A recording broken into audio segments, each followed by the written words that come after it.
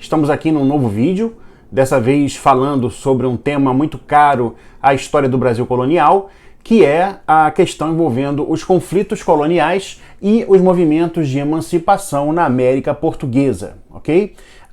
Existe uma visão simplista e bastante reducionista que diz que a metrópole mandava na colônia e a colônia obedecia às imposições da metrópole. Tá? E a gente vai perceber que não foi bem assim que aconteceu.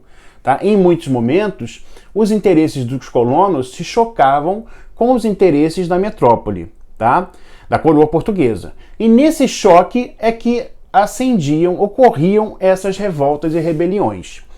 Historiadores, tradicionalmente, dividem esses movimentos, essas revoltas e rebeliões da colônia em dois movimentos. O primeiro seriam as revoltas nativistas e o segundo seriam as revoltas emancipacionistas. A gente vai perceber que tem diferença entre esses dois termos, tá?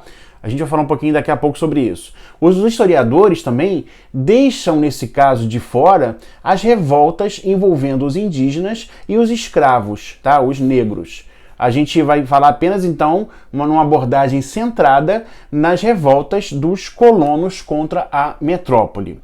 As revoltas surgiam por questões imediatas, as nativistas, né, surgiam por questões imediatas, como, por exemplo, não sendo nesse caso, né, antes de dar um exemplo, de caráter separatista. Então, por exemplo, vamos pegar um exemplo aqui.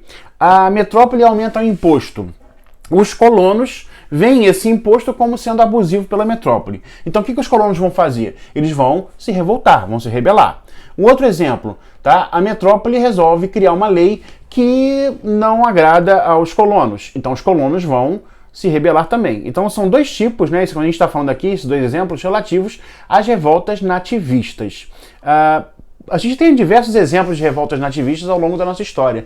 O primeiro exemplo é a revolta da cachaça. Foi a primeira revolta que acontece no Rio de Janeiro, por volta de 1660. E falando um pouco por alto, né, não vou me deter muito nessa revolta, essa revolta aconteceu porque havia a produção do aguardente da cachaça, o aguardente da cana, e a cana fluminense não era de certa forma aguada, mas isso não incidia na produção da cachaça em si, e a coroa queria proibir a circulação, né, da cachaça. Por quê? Porque a coroa queria justamente trazer o vinho para cá, tá? Então queria vender vinho aqui para a colônia. Isso vai desagradar os colonos, também porque a coroa começa a cobrar vários impostos abusivos com a justificativa de proteger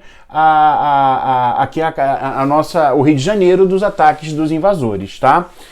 Uma outra revolta importante foi a revolta de Vila Rica, ou revolta também chamada de revolta de Filipe dos Santos, que vai acontecer por volta de 1720 na capitania de Minas Gerais, e essa revolta ela dizia a respeito, incidia principalmente pela questão da proibição da coroa da circulação do ouro em pó e da criação das casas de fundição, e que vai desagradar aos colonos, tá? Porque havia muito contrabando na época. Estava na gênese, era meio que uma cultura, meio do contrabando que existia nesse momento na colônia. Vamos me deter daqui a pouco um pouquinho sobre cada uma delas. Temos um outro exemplo, a revolta de Beckman, que acontece na província, né, na capitania do Maranhão, e acontece em 1684, e é uma revolta gerada pelos colonos contra a proibição por parte da coroa da escravidão dos índios. Isso era apoiado pelos jesuítas. Os jesuítas queriam apenas catequizar, e os colonos precisavam de mão de obra para o trabalho com relação às lavouras. E os colonos, se sentindo prejudicados, eles vão fazer uma rebelião contra a metrópole, ok? Um outro exemplo que a gente também tem de revolta nativista foi a Guerra dos Mascates, que aconteceu em Pernambuco, lá pelos idos de 1708 e 1709. E foi uma guerra da aristocracia de Olinda, exemplificada pelos senhores de engenho e lavradores, contra os comerciantes do Recife, os comerciantes portugueses, tá? Então eram interesses distintos entre essas duas classes. Vamos falar um pouquinho daqui a pouco sobre elas também. Também temos como exemplo de guerra nativista, de revolta nativista, a Guerra dos Emboabas, que acontece em Minas Gerais, também no século XVIII, e vai ser um conflito envolvendo os bandeirantes, os paulistas, os sertanejos, aqueles que vão descobrir o ouro nas Minas Gerais, e quando contra os imigrantes, no caso, que vão ser chamados de emboabas.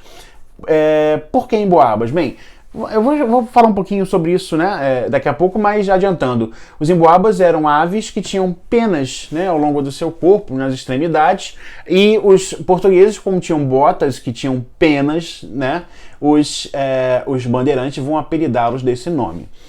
Muito bem, e vai ser uma guerra dos bandeirantes contra esse pessoal, que vai o grande fluxo de imigrantes em busca do ouro.